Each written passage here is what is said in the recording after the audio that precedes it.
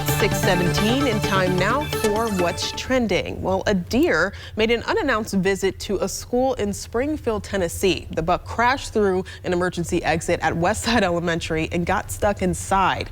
Maybe he just couldn't wait to hit the books or was getting into school early for extra points. This young buck busted in through an emergency door at Westside Elementary sometime overnight, spending the night locked in a classroom. Wildlife Officer Caleb Stratton was called in to escort the unwanted and unharmed classmate back into the wild. And after all, it is mating season for deer. So if anything, tonight, this buck wasn't the student, but the teacher giving us the lesson in the birds and the bees. That's a good one. Oh man, that is really, really funny. I mean, luckily it wasn't harmed, you know, so it's good for laughs, and nobody else was hurt. But I mean, imagine, you know, being, you know, freaking 7 years old and you're going to school. It's like, oh, by the way, you know, we can't have the class in this classroom because there's a deer in there. Yeah, you know, I think if this was a high school setting, I would think maybe this was, you know, a class prank or something to that. But right. I mean, just to walk in and, you know, you see any live animal, you think, you know, what the heck, you know, what was that? There was another, I think last year there was a deer that got into a nursing home, I think that was. Oh, yeah, I remember that. Yeah, just that was funny too. Like, yeah, everybody was thrown off just trying to do their morning duties, and all of a sudden a deer comes through. Yeah, I think that one was a little more rambunctious. That one seemed a little more giddy, it was a little excited. more frantic. That's true. Yeah. Oh my goodness. This one seemed kind of like a calm cucumber. Yeah, like it planned to go there or something. It's like, I just wanted to say hi. Yeah. Gosh.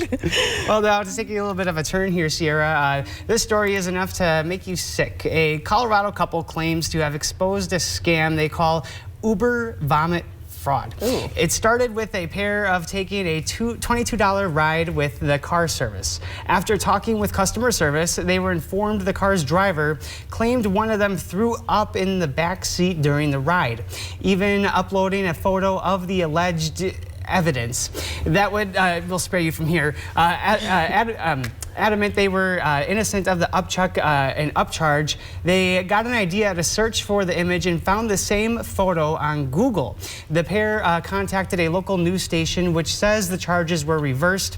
After they reached out, they were also sent a statement from the company saying appropriate action is taken in the cases of confirmed fraud. So what? I don't know. I think that's you know, really something to, number one, just, you know, take away that lesson of, you know, you can kind of reverse search with that Google images there. So, you know, pulling a fast one doesn't really work out there too well. And just, you know, really something to, you know, just integrity and honesty is, you know, something to be said for that. You know, it's, I mean of all things, just, you know, for your ride, and just something so gross too. I mean, I think you can easily challenge that and say, you know, this is not me, the situation, without a doubt. So yeah, I mean, I guess clearly this driver might have been really bored that day, because why would you do something like that? And first of all, why are you Googling images of throw up? That's nasty. Like, I don't know. That was just really the extra mile to try to do something, and it just came back and bit them. So, I mean, luckily they got it cleared for them, but vomit fraud. But I think the other way too, I mean, people that do have that experience in an Uber or Lyft ride, I mean, that's a bummer for the driver on the flip side, but I mean, then to kind of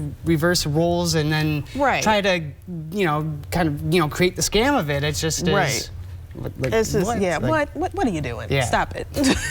But something else that might leave you questioning, I guess I could say, is if a lobster could scream, would you still boil it alive? What a question. Well, a new review commissioned by the United Kingdom says you shouldn't. The study has determined lobsters, as well as crabs, crayfish, octopuses, squid, and cuttlefish, are sentient beings, and researchers looked at 300 scientific studies to determine these animals can learn, feel pain, and take action to avoid pain.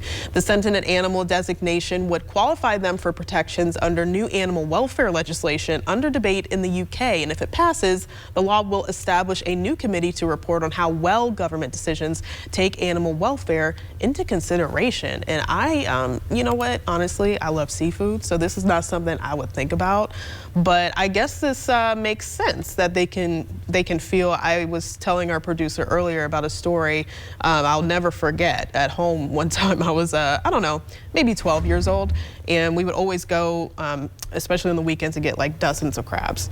And my mom and I are trying to put it in the pot, and like literally like maybe 5 crabs were like, not today. They didn't want to do it. And they were all over our living room, and I had to pick one up, and I got one, but it also got me. Oh. So maybe it felt the heat from the pot, and it was like, I don't want to do, but I mean, we still ate it. But that's really interesting. How does that make you feel? Well, I mean, I am with you, Sierra. I love seafood to death. I love it so much. And, you know, I get the appreciation of fresh seafood, and I think that's the idea is, you know, keep them alive and fresh up until the, you know, last opportunity. But, I mean, maybe this will kind of, you know, we'll see an involvement in the way that, you know, seafood preparation does kind of carry on going forward. If there is a more appropriate way, I guess, to tend to them, and then not have them run around your house and snap at you. You don't want that to happen. No, it's it doesn't not sound fun. like a fun time. It was. I got pinched. So you said you caught one, but what happened to the rest? Did you end up getting them? My mom got it. She had a little. What do you call the thing? The little clamp. I don't know. A clamp. And she was tongs. Thank you. And she was just. She was. She was just getting it. So she was smarter than me. But yeah. Well, I'm glad that all worked out and that you still got to enjoy them. Yes, I did. Well,